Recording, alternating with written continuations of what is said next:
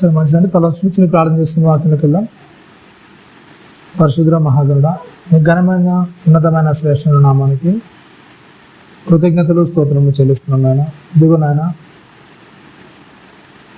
నీ విలువైన అమూల్యమైన మాటలను నేను వెళ్ళబోతుండగా మా హృదయాలను సిద్ధపరచుకొని నీ జ్ఞానమైన మాటలు నాయన మా చెవియొగ్గి మా బ్రతుకులను నాయన మా యొక్క స్థితిగతులను మా యొక్క ప్రవర్తన నాయన నీ వాక్యాన్ని బట్టి సరి చేసుకునగలుగుటకు నాయన నీ వాక్యాన్ని బట్టి నాయన అనుసరించగలుగుటకు వాటి కృపను మహాద్భాగ్యాన్ని మాకు అనుగ్రహించింది నాయన. చెప్పని నన్ను తగ్గించుకుని నీ వాక్యాన్ని హెచ్చించగలుగుటకు నిన్ను మహిమపరచగలుగుటకు అటు కృపను మహాద్భాగ్యాన్ని గురించమని క్రీస్తు అతి పరిశుద్ధం నామమున ప్రార్థన మనం అడిగేడుకుంటున్నాం తండ్రి. ఆమేన్. ఇప్పుడు వచ్చిన అందరికీ ప్రభువుని రక్షకుడైన క్రీస్తు నామములో వందనాలు చేస్తుందండి. మంచిది. మనం ఏ విషయం గురించి మాట్లాడుకుంటున్నాం?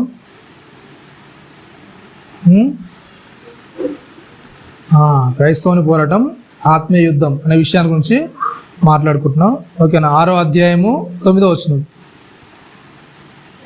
చివరి మాటగా ఆత్మీయ యుద్ధంలో అంటే మన క్రైస్తవుని పోరాటంలో చివరి మాటగా ఎఫెసీయులకు రాసిన పత్రిక 6వ అధ్యాయం 9వ వచనం.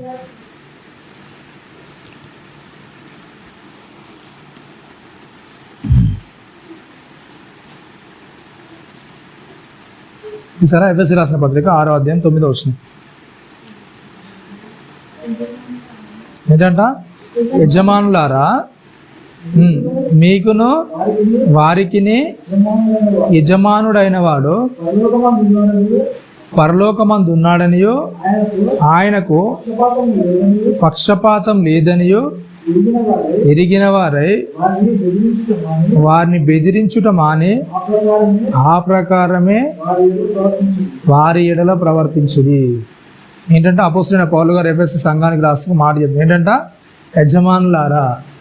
ఇక్కడ చూడగలిగితే ఎన్ని కేటగిరీని చెప్తున్నాడు మొత్తం? ఫస్ట్ ఏంటంట? పిల్లల గురించి చెప్పాడు. తర్వాత ఎవరి గురించి చెప్పాడు? తల్లిదండ్రుల గురించి చెప్పాడు. తర్వాత ఎవరి గురించి? దాసుల గురించి చెప్పాడు. తర్వాత ఎవరి గురించి చెప్తున్నాడు? యజమానులు. ఓకేనా? లోకం చూడగలిగితే ఇవి కేటగిరీ తప్ప ఇంకో కేటగిరీ అనేది ఎక్కువగా ఉండదు. సరేనా? చుట్టాలు బంధువులు ఉన్నా సరే మరలా వాళ్ళు దేని కిందకి వస్తారు? అవునా? ఇంట్లో కుమారుగా ఉంటారు, లేకుంటే తండ్రిగా ఉంటారు, లేకుంటే దాసులుగా ఉంటారు, లేకుంటే యజమానులుగా ఉంటారు. ఈ పాత్రలకు తప్పించి ఇంకో పాత్ర అనేది వెళ్ళడానికి అవకాశం లేదు. ఓకేనా? దీనిలోనే మనం తప్పులు చేసే అవకాశం ఉంది. ఎప్పుడైతే మనం లోకంలో జీవిస్తున్నామో ఈ దశలో మనం బతాం. దీన్ని బట్టి ఏం చేస్తాం? మనం ఏదో ఒక తప్పు అనేది జరిగిస్తాం. ఒక కుమారునిగా ఉంటే దానిలో తప్పు జరిగిస్తావు, లేకపోతే తల్లిదండ్రులుగా ఉంటే దానిలో నువ్వు బాధ్యత సరిగా నిర్వర్తించు. ఒకవేళ దాసునిగా ఉంటే నీ బాధ్యత సరిగా నిర్వర్తించు.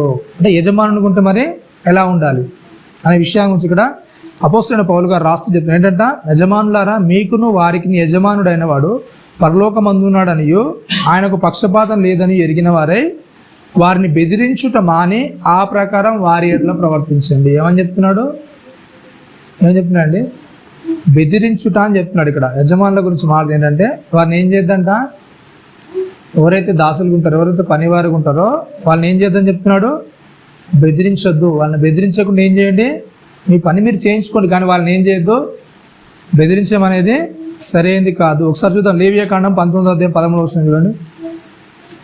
లేవియాకాండము 19వ అధ్యాయం 13వ వచనం.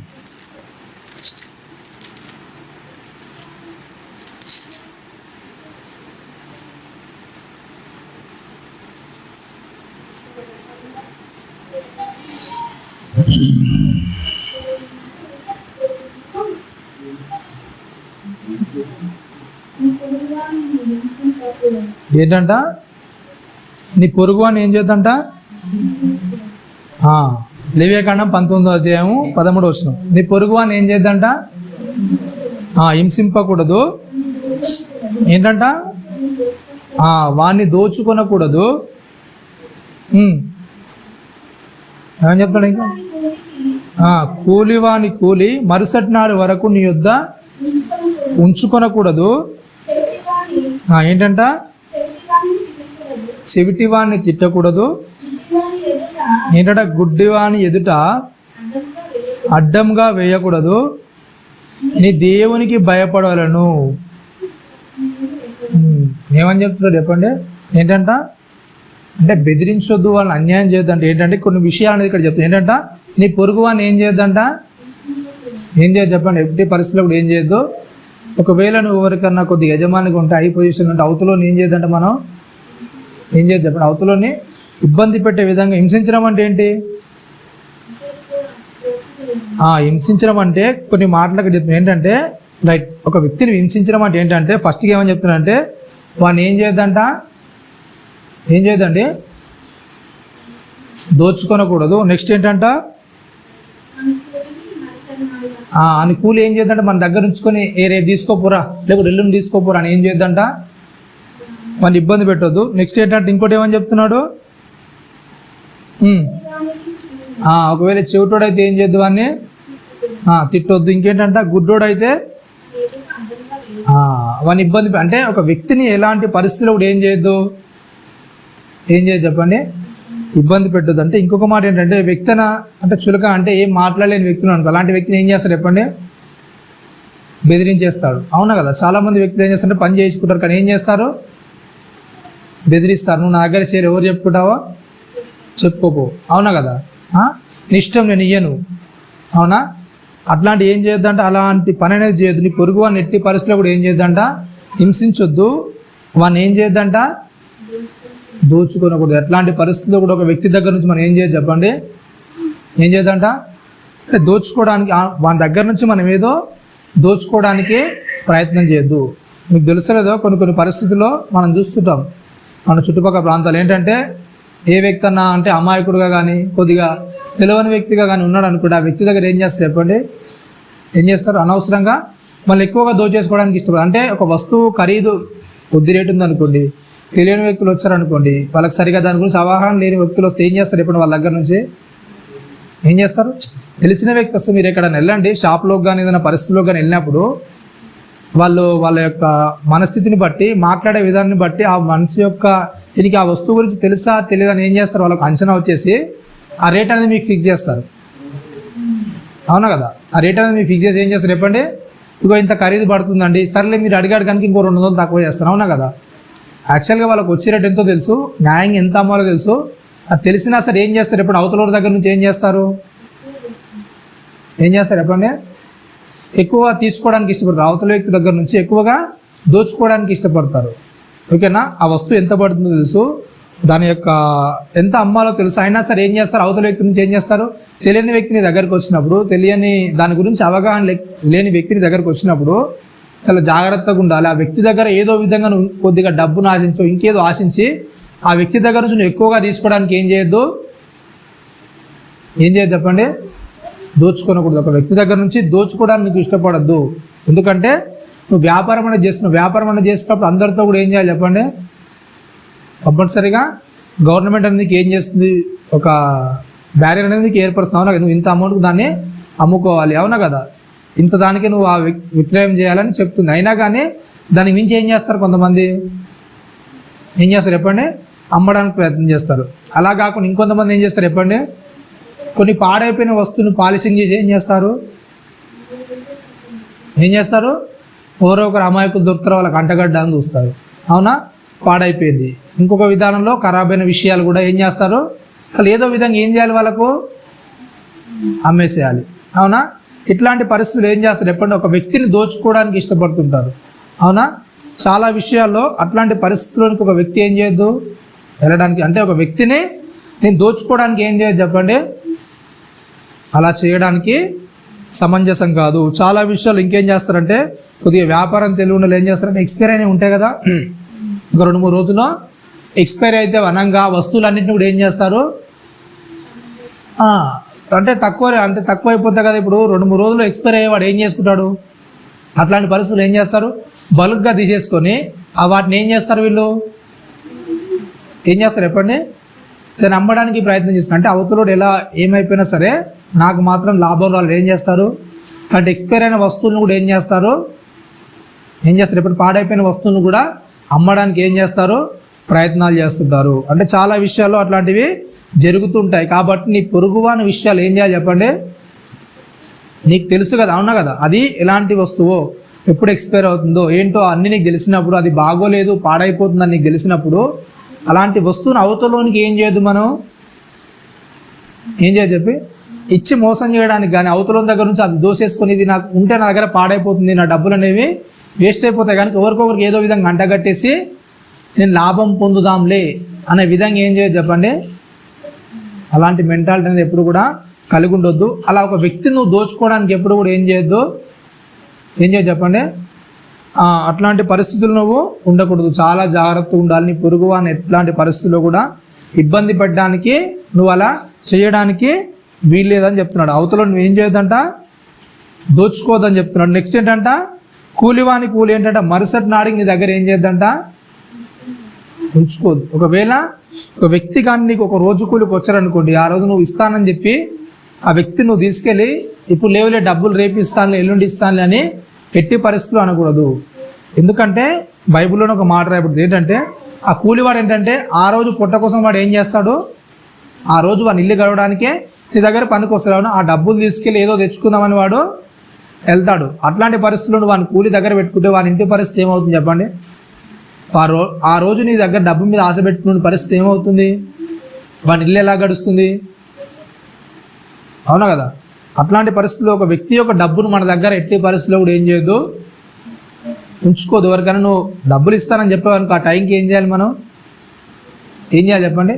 ఎవరికి ఏం అవసరం ఉంటే అట్లాంటి పరిస్థితుల్లో మనం ఒక మాట అనేది ఇచ్చామంటే ఆ మాట ప్రకారంగా ఏం చేయాలి, మనం క్రైస్తవునిగా ఇచ్చేసేయాలి. క్రైస్తవునిగా కాదు, లోకంలో ఉన్న ప్రతి వ్యక్తి కూడా ఏం చేయాలి చెప్పండి. ఒక న్యాయం అనేది, ఒక నీతి అనేది మనం అనుకున్నప్పుడు దాని అనుసారంగా ఏం చేయాలి, కంపల్సరీగా దాన్ని అనుసరించి మనం జీవించాలి. కాబట్టి ఎట్లాంటి పరిస్థితుల్లో కూడా ఒక వ్యక్తిని దోచుకోవడం కానీ ఆ వ్యక్తి యొక్క డబ్బులు మన దగ్గర ఏం చేయొద్దు, ఉంచేసుకొని ఎప్పుడు కూడా ఒక మార్కెటింగ్ చేయడానికి చాలామంది ఏం చేస్తారంటే, పెద్ద పెద్ద వాళ్ళు ఏం చేస్తారంటే, ఇప్పుడు ఉంటాయి కదా ఇచ్చే పనులు, వాళ్ళన్నింటినీ కూడా ఏం చేస్తారు, ఆపేసి ఆ డబ్బుల్ని ఏం చేస్తారు, రొటేషన్ చేస్తారనమాట.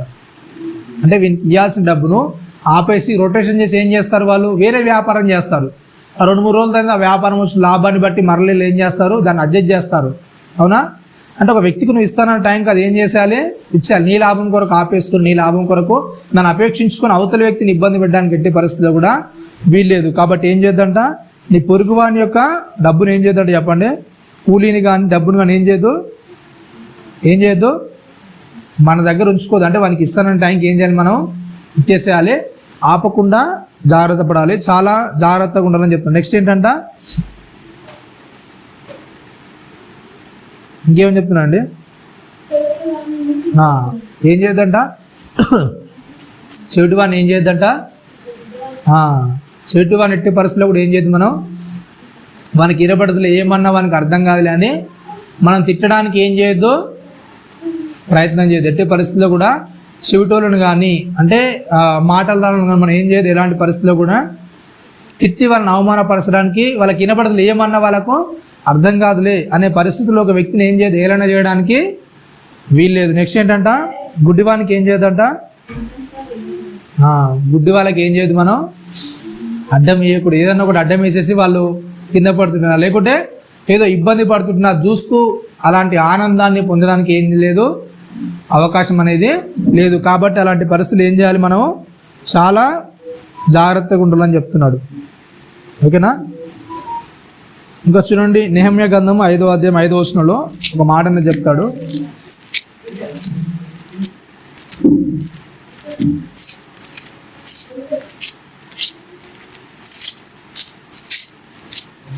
నెహెమ్యా 5:5.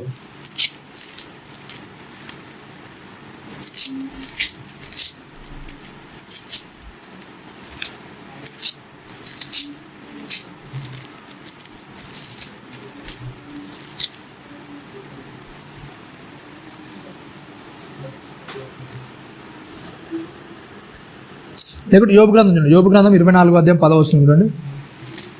యోబు గ్రంథము 24వ అధ్యాయం 10వ వచనం.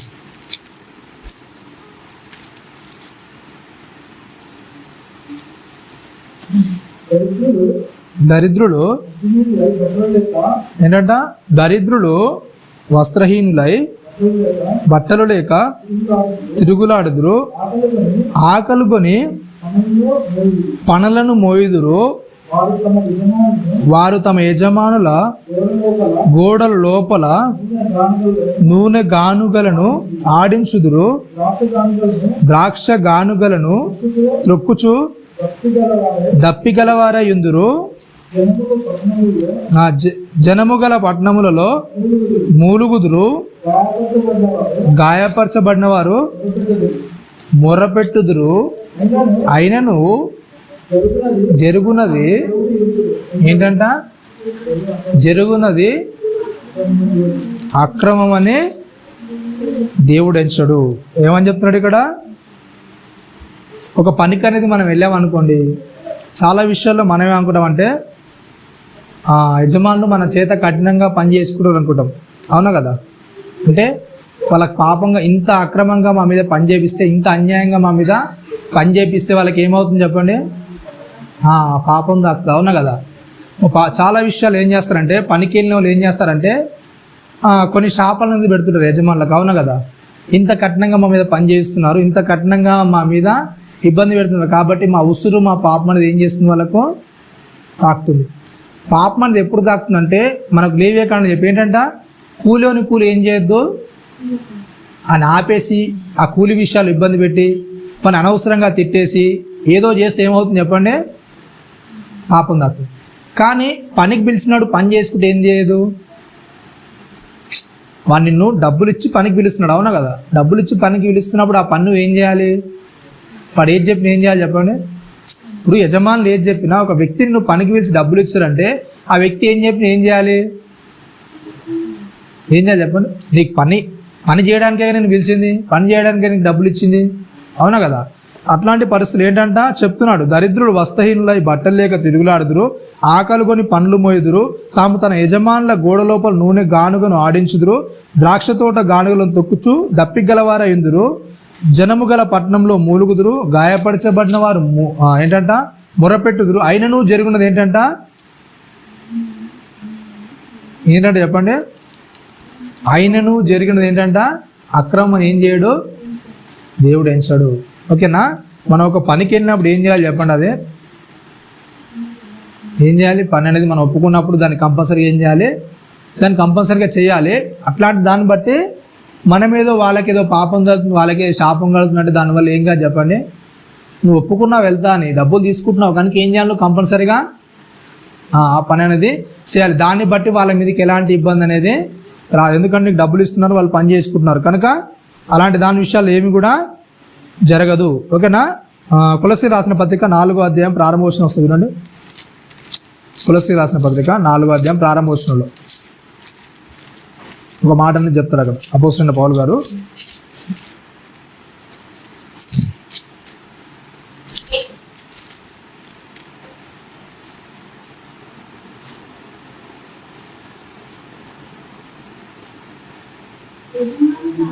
ఏంటంటే, యజమానులారా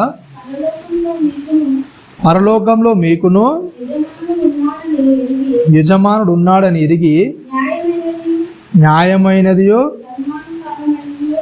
ధర్మానుసారమైనదియో మీ దాసుని ఎడల చేయుడు. ఏంటంట? యజమానులారా పరలోకంలో యజమానుడు మీకున్నాడని ఎరిగి న్యాయమైనది ధర్మానుసారమైనది ఏంటంట? మీ దాసుని ఎడల జరిగించండి. న్యాయమైనది ధర్మానుసారమైనది జరిగించడం అంటే ఏంటి మరి? కొలస్సీయులకు రాస్తూ పత్రిక అని చెప్తుంది ఏంటంటే, యజమానులారా పరలోకంలో మీకును యజమానుడు ఉన్నాడని ఎరిగి న్యాయమైనది ధర్మానుసారమైనది ఏంటంట? మీ దాసులు ఎడ జరిగించండి. మరి ఎలా జరిగించాలి? అది ఎట్లా జరిగించాలండి? యాకోబు రాసిన పత్రిక 5వ అధ్యాయం 4వ వచనం చూడండి. యాకోబు రాసిన పత్రిక 5వ అధ్యాయం 4వ వచనంలో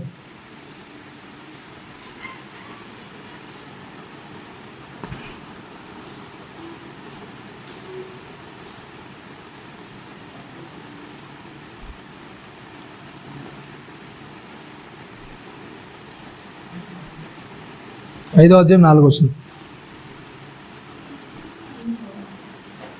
ఇదిగో మీ చేలు కోసిన పనివారికి ఇయ్యక మీరు మోసముగా బిగబట్టిన కూలి మొరపెట్టుచున్నది. మీ కోతవారి కేకలు సైన్యములకు అధిపతియగు ప్రభువు యొక్క చెవులలో చొచ్చి ఉన్నవి. ఏంటంట? ఏం చేయదు చెప్పండి. మరలో ఒక మాటను యాకోబు గారు రాసి చెప్పి ఏంటంట, ఎప్పుడైనా సరే పని చేసుకున్న డబ్బులు ఏంటంట న్యాయంగా ధర్మానుసారంగా జరిగించడం అంటే ఏంటంటే, పని చేసుకున్న తర్వాత ఏం చేయాలి చెప్పండి? ఏం చేయాలి? కొలస్సీ రాసిన పత్రికలో చెప్తున్నాడు, యజమానులారా పరలోకమందు మీకు యజమానుడు ఉన్నాడు ఎరిగి న్యాయమైనది ధర్మానుసారమైనది ఏం చేయాలంట? దాసుల జరిగించమని చెప్తున్నాడు. ఇక్కడికి వస్తాను ఏమని చెప్తున్నా అంటే, మీ చేలు కోసిన పనివారికి ఇయ్యక మీరు మోసముగా ఏం చేయొద్దంట? ఎట్టి పరిస్థితులు ఏం చేయదు చెప్పండి? మోసంగా అక్రమంగా ఒకరి దగ్గర నుంచి ఏం చేయొద్దు, దాచిపెట్టేసుకోవద్దు. రాలేదని వాళ్ళు ఇవ్వలేదని కూడా ఎప్పుడు కూడా ఏం చేయొద్దు, అలా ఇబ్బంది పెట్టే పరిస్థితుల్లోనికి ఎప్పుడు కూడా ఒక వ్యక్తిని చేయొద్దని చెప్తున్నాడు. ఓకేనా?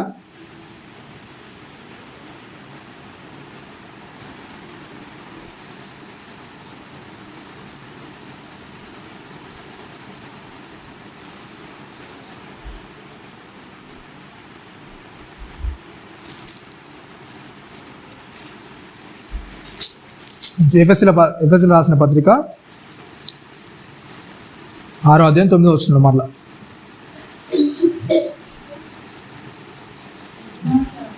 యజమానులారా మీకును వారికిని యజమానుడైన వాడు పరలోకమందున్నాడనియు ఆయనకేంటంట పక్షపాతం లేదని ఎరిగిన వారై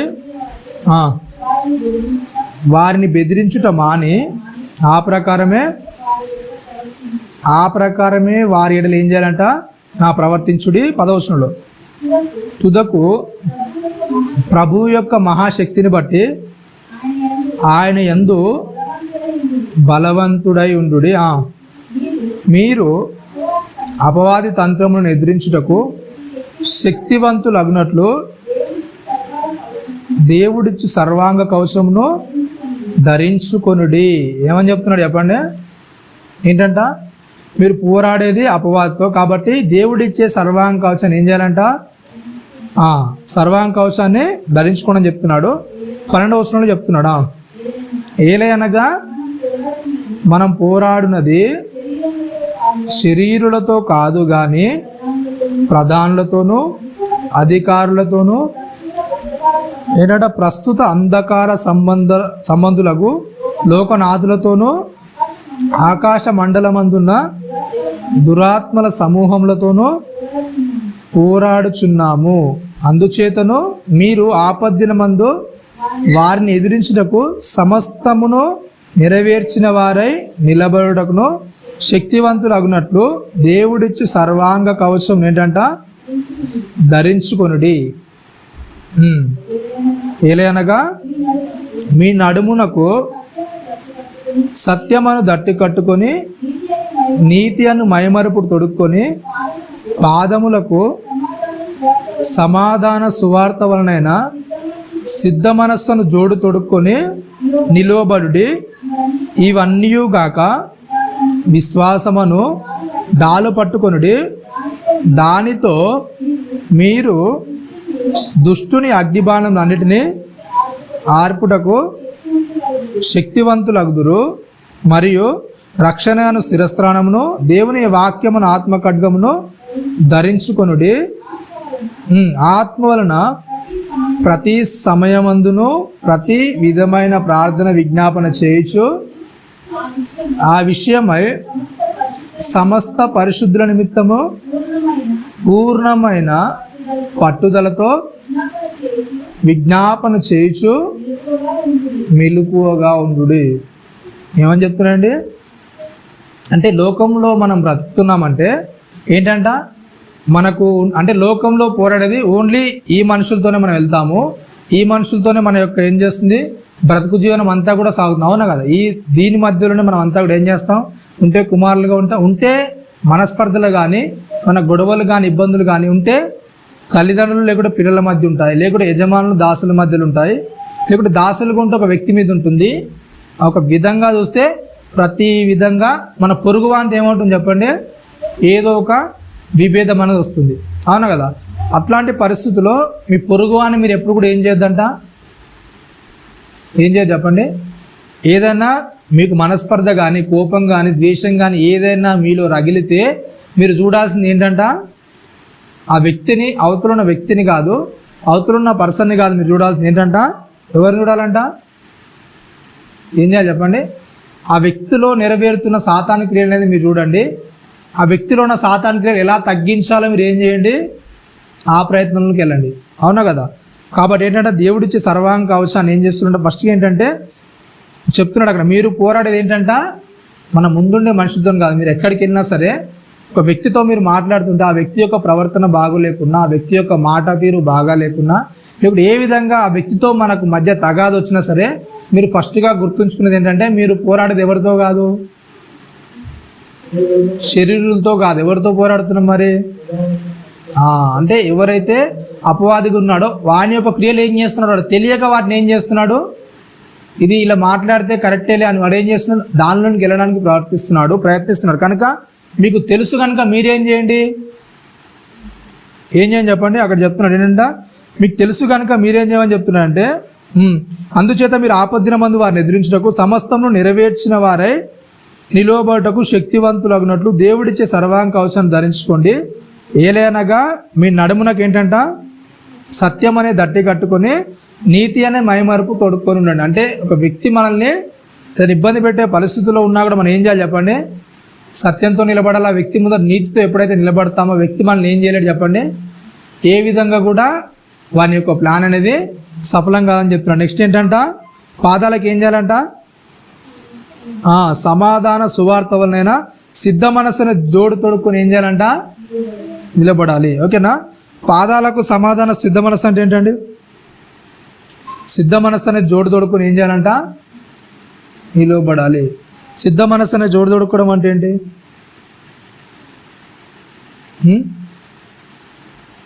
యేసుక్రీస్తు తన జీవితంలో ఏం చేశాడు చెప్పండి, అన్నిటిని కూడా ఏం చేశాడు, అనుభవించాడు. అంటే ఆయన ముందుగానే ఏం చేశాడు చెప్పండి వాటి కొరకు.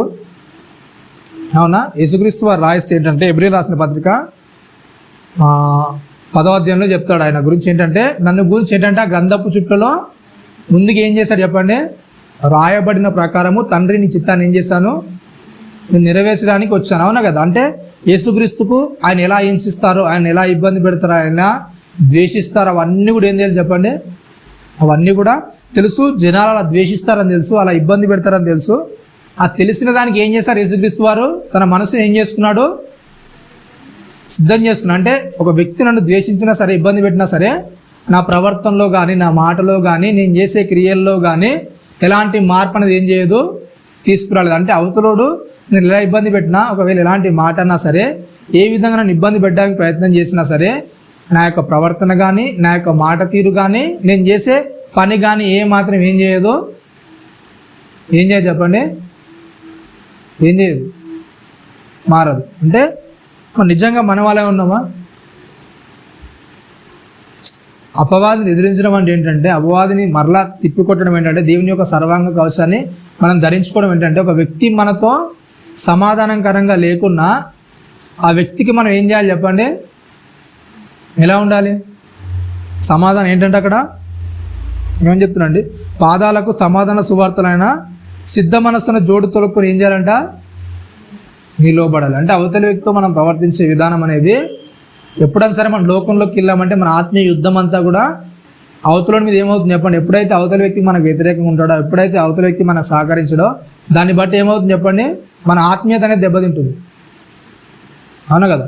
మనలో ఆత్మీయత అనేది, మన యొక్క లోపల ఉండే మనస్సు అనేది ఏం చేస్తుంది, చెరిపివేయబడుతుంది. అంటే ఆ వ్యక్తి పట్ల ద్వేషభావమ, కోపన, పగన, లేకుంటే ఏదో ఒక విధంగా అతనితో పోట్లాడాలనే స్వభావం అనేది లోపల నుంచి ఏం చేస్తుంది, వస్తుంటుంది. ఎప్పుడైతే ఒక వ్యక్తి మనకు సహకారంగా ఉండడో, మనం చెప్పిన విధంగా ఉండడో, మనం ఉండాలనుకున్న విధంగా ఎప్పుడైతే ఒక వ్యక్తి ఉండడో, ఆ వ్యక్తిని బట్టి ఏమవుతుంది చెప్పండి, మన లోపల ఏమవుతుంది, ఆ కోపం అనేది, ద్వేషం అనేది వస్తుంది. అవునా కదా? చాలా విషయాలు ఏం చేస్తామంటే, మన కోపం కానీ, అవతల వ్యక్తి పట్ల ద్వేషం కానీ, ఒక వ్యక్తిని తిట్టాలన్నా ఆ లోపల ఆవేశంగా ఎందుకు వస్తుంది చెప్పండి, ఎందుకు వస్తుంది? ఒక వ్యక్తిని తిట్టాలని కానీ, కొట్టాలని కానీ, లేకుంటే ఏదో విధంగా ఆ గాయపరచాలని కానీ ఆ ఆలోచన అనేది మీకు ఎందుకు వస్తుంది చెప్పండి?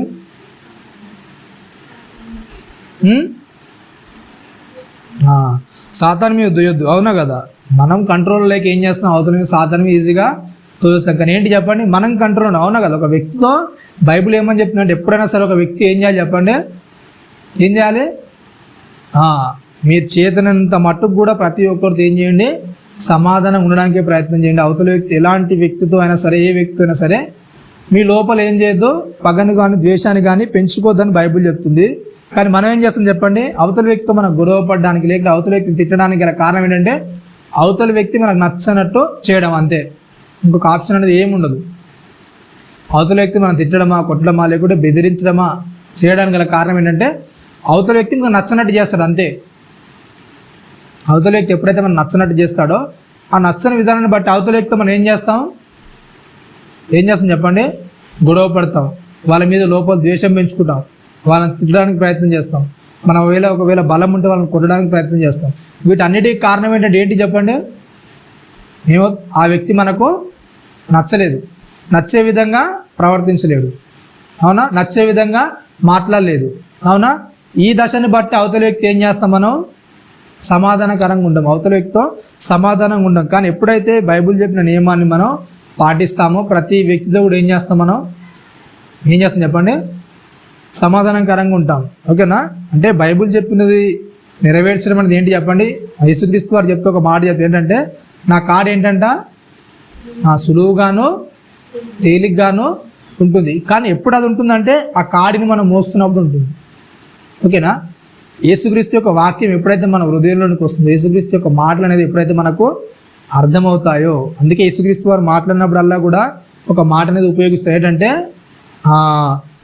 అంటే చెవులు వినబడినవాడు ఏం చేస్తాడు చెప్పండి, చెవులు గలవాడు ఏంటంట వినుగాక అంటాడు, ఓకేనా.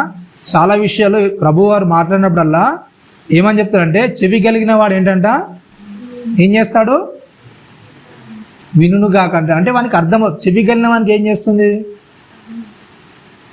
అంటే అందరికి చెవులు లేవా మరి, ఉన్నాయా లేవండి.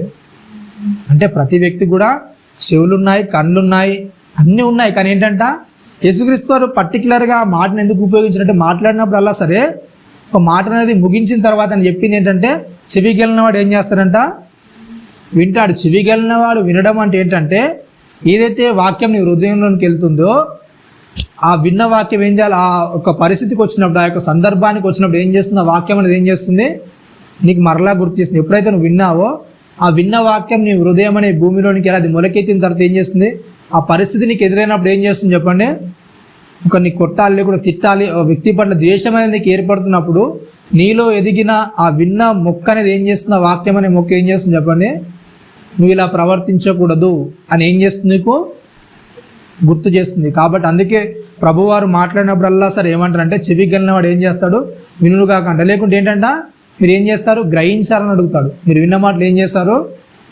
గ్రహించారా. గ్రహించడం అంటే ఏంటంటే ఆ యొక్క పరిస్థితులు వచ్చినప్పుడు మీరు దాన్ని సక్రమంగా ఎదుర్కొనగలుగుతున్నారా. ఏదన్నా ఇబ్బంది కానీ శోధన కానీ మీకు కడుతున్నప్పుడు ఆ శోధన పరిస్థితుల్లో మీరు ఏం చేయాలి చెప్పండి, దేవుని వాక్యం అనేది నెరవేర్చే వారిలా ఉండాలి. అన్నా లోకంలో ఉన్న సహోదరులకు అందరు కూడా ఇలాంటి శ్రమలే కలుగుతున్నాయి, ఇలాంటి ఇబ్బందులు. అంటే బయట వేరే విధంగా ఎలాంటి ఇబ్బందులు ఉండవు. మెయిన్ ఆత్మీయ యుద్ధం అంటే ఏంటంటే ఒక వ్యక్తికి ఏంటి చెప్పండి, వ్యక్తికి ఏంటి చెప్పండి, పడకపోవడం, దేవుని మాట వినకపోవడం అంటే. అలాగే ఆత్మీయ యుద్ధం చేయడం అంటే ఏంటంటే ఒక వ్యక్తితో నువ్వు ఏం చేయలేకపోవడం చెప్పండి, సమాధానం ఉండలేకపోవడం. అవతల వ్యక్తి అంటే ప్రతి వ్యక్తితో కూడా ఏంటంటే నిన్ను వాళ్ళు ఏం చేయాలి, నువ్వు ఏం చేయాలి చెప్పండి, నీలాగే అవతలను ఏం చేయాలి, ప్రేమించాలి. అది ఆజ్ఞ, ఓకేనా. మరి ఆత్మీయ యుద్ధం అనేది ఎక్కడ దెబ్బతింటుందంటే ప్రతి వ్యక్తిని కూడా మనలా ఏం చేయలేం, మనం ఏం చేయలేం చెప్పండి.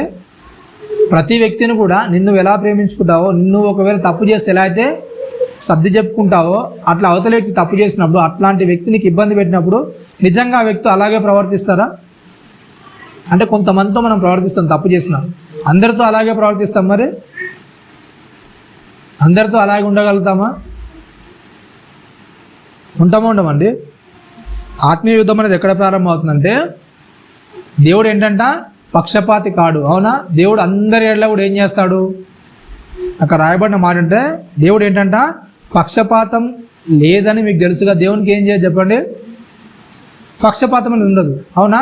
అట్లాంటప్పుడు ఒక వ్యక్తి తప్పు చేసినప్పుడు మీరు క్షమించగలిగి ఇంకో వ్యక్తి తప్పు చేస్తే ఎందుకు క్షమించరు? ఒక వ్యక్తి మీద తప్పు చేసినప్పుడు పర్లేదు లేరా, ఏం కాదు లేరా అంటారు. అదే ఇంకొక వ్యక్తి సేమ్ అదే తప్పు చేస్తే మీరు క్షమించలేరు, ఓర్వలేరు.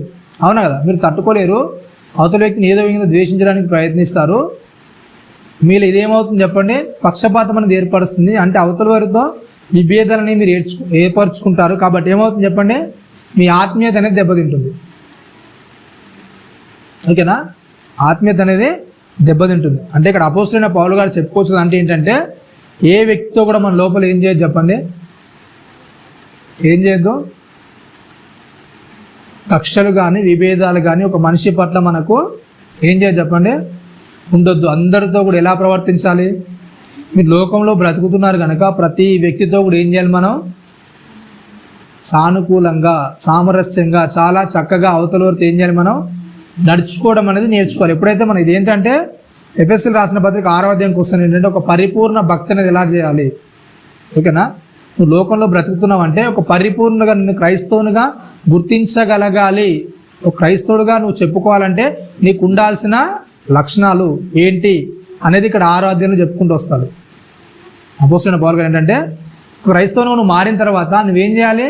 ఒక పరిపూర్ణ క్రీస్తును నువ్వు చూపించగలగాలి. ఒక పరిపూర్ణలా నువ్వు అవతలను కనబడగలగాలి. నీలో ఏవైతే అపవాది యొక్క క్రియలు ఉన్నాయో అవి నెరవేర్చడానికి వీల్లేదు. అపవాది యొక్క క్యారెక్టర్ అనేది నీలో అవతల వ్యక్తి చూడడానికి వీల్లేదు. ఓకేనా? కాబట్టి ఏంటంటే 15వ వచనం మారుతూ పాదములకు ఏంటంటే సమాధాన సువార్త వలనైనా సిద్ధ మనస్సును ఏంటంట జోడు తొలకు ఏం చేయాలంట? నిలబడాలి.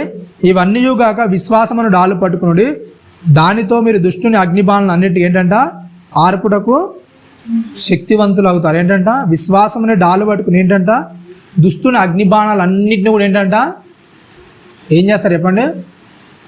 ఆర్పేస్తారు. అవునా? విశ్వాసం ఉండడం వల్ల ఏమవుతుందంట? దుష్టుని యొక్క అగ్నిబాణాలు అన్నింటినీ కూడా ఏమవుతాయి? మనకు ఏమవుతాయి చెప్పండి? ఆర్పేయబడతాయి. మరి మనకున్న విశ్వాసం ఏంటి చెప్పండి? అవునా కదా?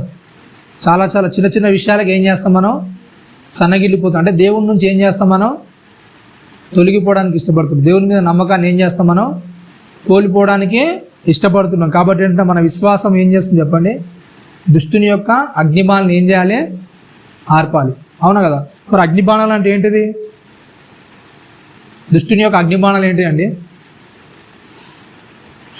దుష్టుడు ఏం బాణాలని మన మీద ప్రయోగిస్తాడు? ఏం ప్రయోగిస్తాడు చెప్పండి? మీరు యోబు జీవితంలో చూసారనుకోండి. ఓకేనా?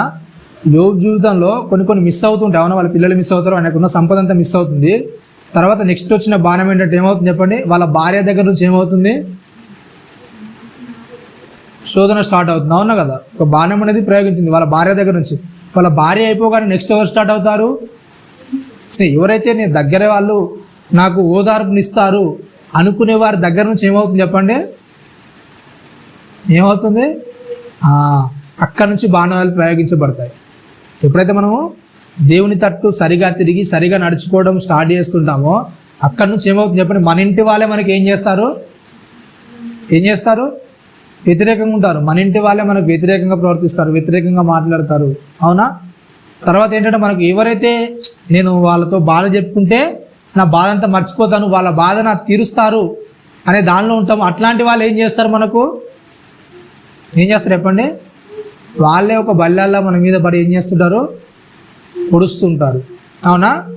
అట్లాంటిది ఎప్పుడైతే మనం దేవుని యొక్క విశ్వాసాన్ని కలిగి ఉంటామో అట్లా ఎంతమంది మనకు ఎదురైనా, ఎంతమంది మనకు ఇబ్బంది పెట్టినా ఎట్టి పరిస్థితుల్లో కూడా ఏం చేయమంటే మనం ఏం చేయం చెప్పండి? లొంగకుండా ఉంటాము. దేవుని యొక్క ఏంటంటే దుష్టుని యొక్క అగ్నిబాణాలు అన్నింటినీ కూడా ఏం చేస్తాం? మనం ఆర్పేస్తాము. ఓకేనా? రైట్. ఇంకేంటంట? మరియు రక్షణను శిరస్థానంలో దేవుని వాక్యమును ఆత్మ ఖడ్గం ఏంటంట ధరించుకొని ఉండుడి. ఏం చేయాలంటే ఇంకా రక్షణ అనేది ఎప్పుడు కూడా కోల్పోవడానికి వీల్లేదు. ఓకేనా? రక్షణ అంటే ఏంటి? మరి రక్షణ ఏంటంటే చెప్పండి? ఏంటంటే రక్షణ గురించి మాట్లాడు చెప్తే ఏంటంటే శిరస్త్రాణము అంటున్నాడు. ఓకేనా? మీరు ఎప్పుడైనా యుద్ధాల గురించి చూసినప్పుడు వింటున్నప్పుడు ఏం చేస్తారు? సైనికులు అందరూ కూడా ఏం చేస్తారు చెప్పండి? ఏం చేస్తారు? ఒక కవచాన్ని ధరించుకుంటారు. అవునా కదా? అవునా?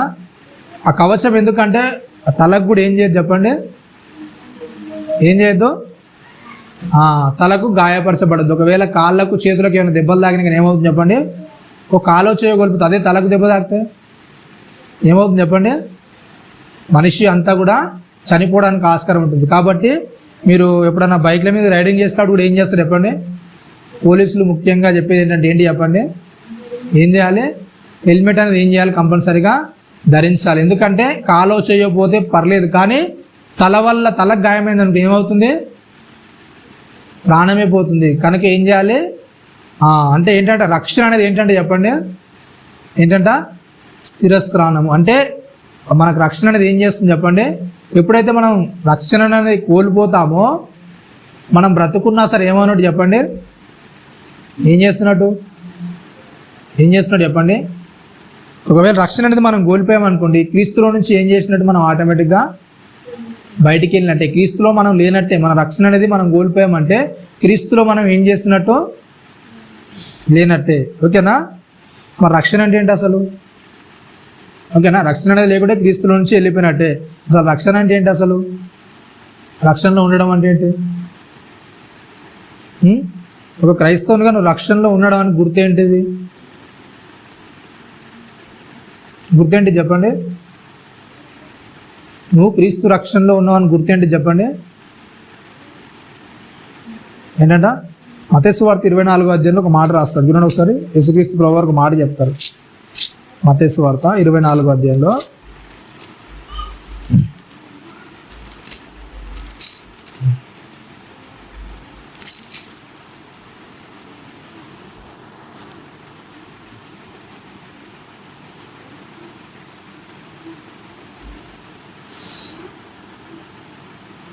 నలభై 45వ వచనం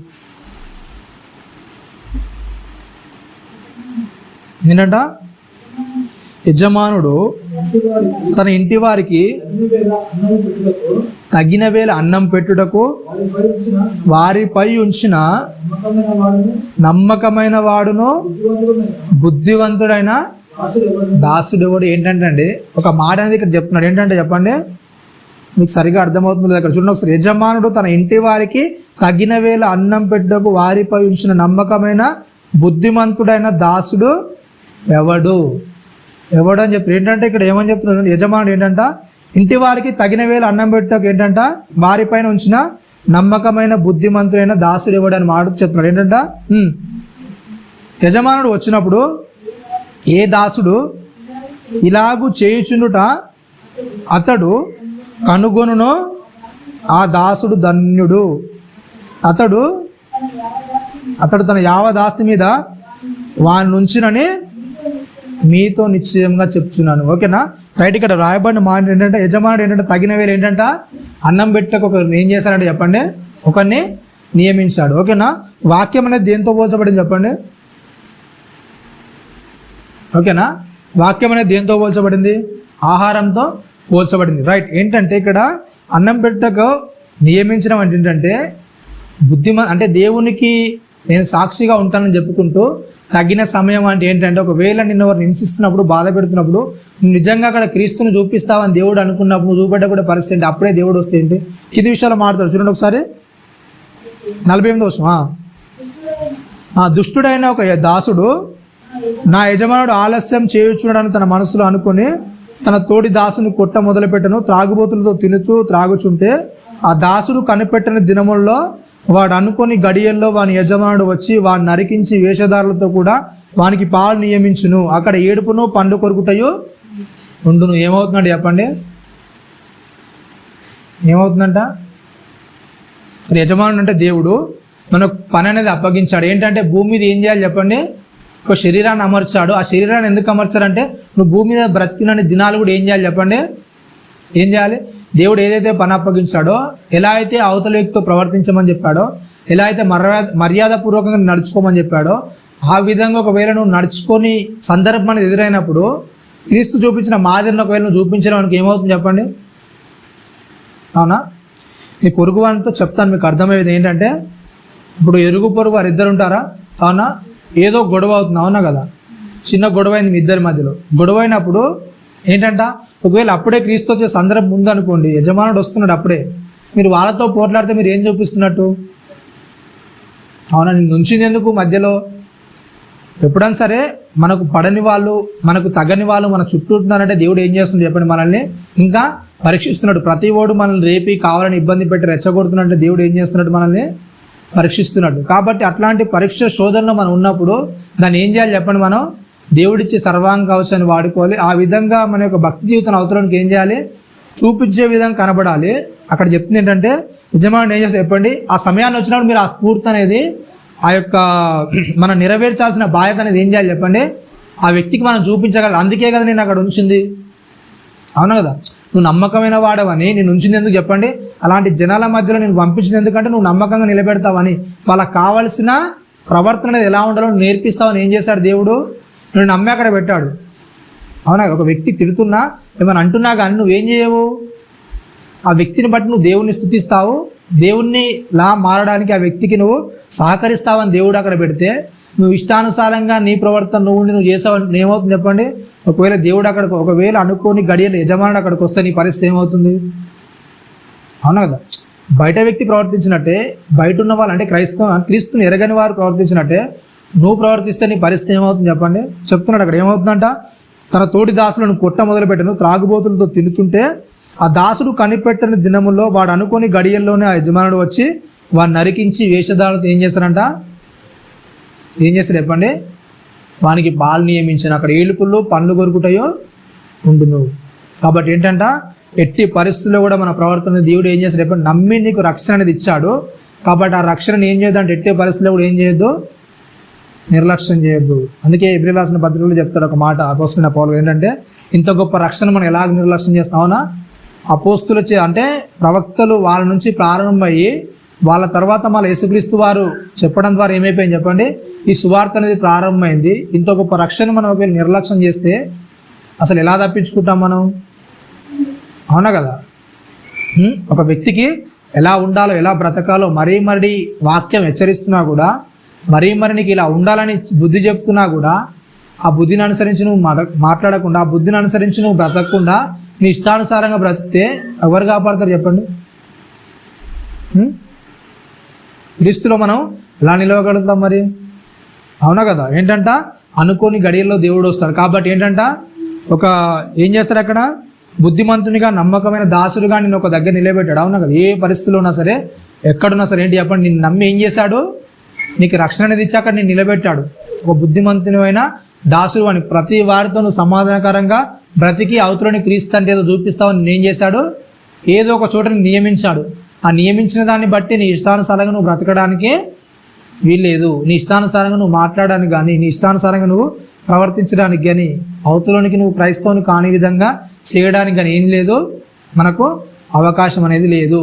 నువ్వు క్రీస్తు కొరకు బ్రతుకుతున్న ఒప్పుకున్నావు కనుక ఏం చేయాలి? క్రీస్తు ఏదైతే నెరవేర్చాడో భూమి మీద దాన్ని ఏం చేయాలి? నువ్వు ఏం చేయాలి చెప్పండి?